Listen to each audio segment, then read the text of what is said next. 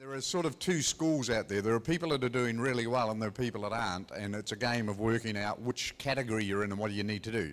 So we can get a feel for the room. Can I also understand how many of you folk are just bricks and mortar, meaning you've got retail shops? Can I have a show of hands? Okay. How many of you are just websites? Okay. How many of you have got both websites and bricks and mortar? Okay. Thank you. You right? If you have a pen and a piece of paper, we can make this workshop really good for you in giving you tangible things that you can go back and put in place in the next couple of days. And so here's the offer. So if you've got a bit of paper and a pen, or you need a pen and you need paper, sing out, because we'll get you to do some of the workshops rather than just talk to you. Is that okay? So an opportunity to go, right, how do I fix this? We'll try this, this, this, and this, and see how it goes. So the goal here is to review the RPS model. We've spent 30 years of our life going around the world looking at different retail, and we work in specifically understanding what are the best of the best do. That's our life. So let's go for a bit of a joyride. The transition from where you are from an employee through to being an entrepreneur takes this trip. You're a technician with little risk as an employee. Then you go into self-employed, which is, as Michael Gerber in the E-Myth said, you have an entrepreneurial seizure. I think I could do that. The challenge with that is you are focused in the business, and it's money for time, no work, no money. All right? So the truth is you become a prisoner in your own business, because if you don't turn up and work in it, nothing happens. The next level you go to is the business owner, and that is actually looking at systems. They have worked out systems to drive people into their business. They've got the systems to convert them, and they have the systems to be able to retain them. And then you become entrepreneurial, which means it's a replicable model which you can open up all around the world. So then we go to the next level, which is changes you know you need to do to get better. So what do you need to do to be better in the next 12 to 24 months? And then you go to the area which really makes you successful is we don't know what we don't know. And a really big lie is that you actually can learn from your own mistakes. You don't want to make your own. You don't need to lose 50 or 100 or 500,000 on a marketing campaign that was doomed to fail before you started. Learn from other people. Learn from other people. And guess what? There's no one in this room that's got a problem that someone else hasn't had and worked out how to fix. Your job's to find people that can solve it. Your job is to do this one thing.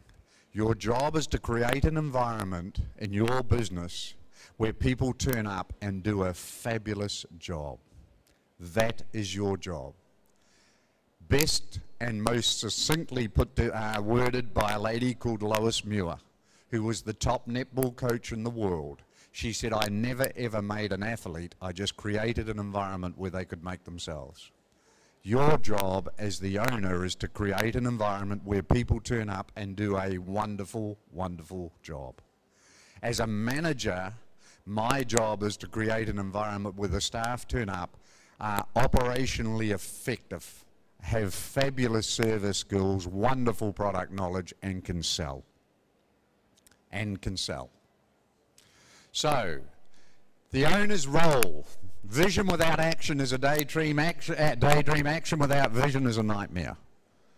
You need to have a documented vision on what you want, and the vision has got to be along these lines. An image of the future we seek to create, a mental image of the possible and desirable future states of the organization, and a paragraph providing a broad aspirational image of the future. A broad aspirational. It has to have the pulling power to get people to come and say, I want to work for you because you sound like a really fun business. And what you need to do is get people to turn up for a game. And the game is how to become best in class. Best in your area, best in the region, best in the company, best in the country, best in the world. That's how you do it. But let's have a quick look in the room. This is where we fail badly as retailers. Can I have a show of hands? How many of you track the current number of transactions you have every month? Okay? How many of you track the number of new customers each month? 1, 2, 3, 4. How many of you track the conversion rate of customers? Can I have a show of hands? 1, 2, 3. How many of you know what your average transaction value is? Can I have a show of hands? Okay? How many of you know what the items per transaction are? How many items each customer? How many of you know what the sales per hour are? How many of you know what the transactions per hour are? How many of you know what the margin per transaction is? Depending on the size of your business and that sort of thing. Little guys don't have to worry about margin. Here's the trick.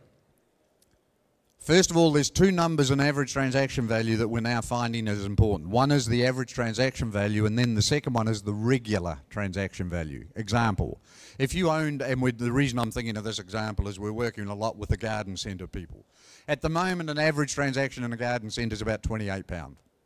But the regular transaction's about £8, because every time you sell a piece of furniture and that, and it's about 1,500, it actually just blows up the ATV.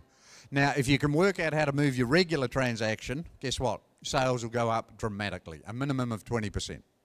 So here's the most important thing. First of all, you've got to track this, but then you have to know how to move those numbers. You must know how to move those numbers. That's what the best of the best store managers can do, and the best of the best owners. They can look at the business and work out what's not working. They can come up with a strategy to improve it. They can then work out how to engage the team to play, and then they can actually coach them through delivering the new improved number. Here's how you know if you have a sales culture in your business. If you have a £1,000 target with an average transaction of 5, you need 200 at 5 to give you 1,000. If I have a 30% conversion rate, I need 666 customers. Now, if I have a 3.45 conversion rate, I need a lot of customers. So here's what happens. If someone rings me up and says, Dennis, and I'm the store manager, what's your target today? I go, it's 1,000. What's your average transaction? 5. What's the conversion rate? It's about 30. How much have you sold so far? £500. How many more customers do you need? 333. Do you think as a manager I know exactly what I have to do in my business? That's how you know if you've got a sales culture. Go and ask your people the numbers. Now, if they don't know the numbers, then guess what? Maybe you've never given them to them. And then you need to hold individual accountability. But here's the manager's job now. A £5 transaction, 200, 30%, 666. If I go from 5 to 6, which is a no-brainer, it's really easy. If you get your people to sell top down and add on and ask for the sale every single time, it will go up. So I go from 200 to 166, but if I go from 30 to 36, I go from 666 to 461, 200 less people. That's the game. That's the game. Get it clear up here, get a customer journey in place, track the key numbers, and then play the game at the rock face.